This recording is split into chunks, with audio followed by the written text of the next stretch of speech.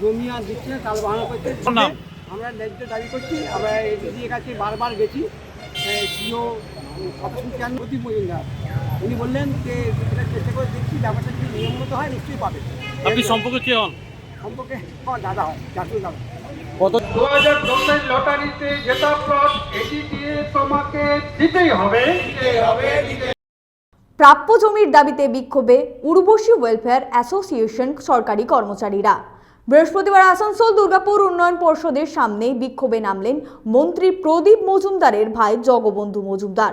তিনি অভিযোগ করেন 2010 সালে আসানসোল দুর্গাপুর উন্নয়ন পর্ষদের তরফ থেকে লটারির মাধ্যমে জমি দেওয়া হবে বলা হয়েছিল। সেজন্য 20,000 টাকা করে তাদের কাছ থেকে নেওয়াও হয়েছিল।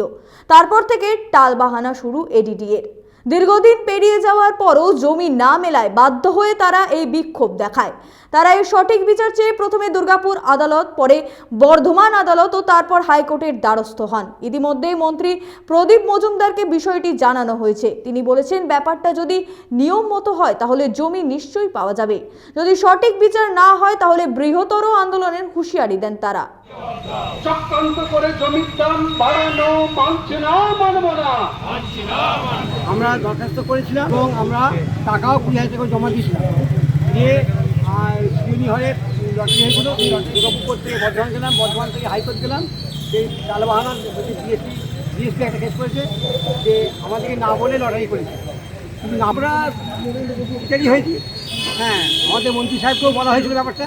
দুর্গাপুর থেকে সনাতন গড়াইয়ের রিপোর্ট, 99 নিউজ বাংলা।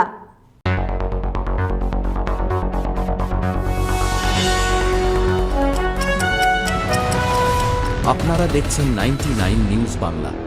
বদলাবো আমরা।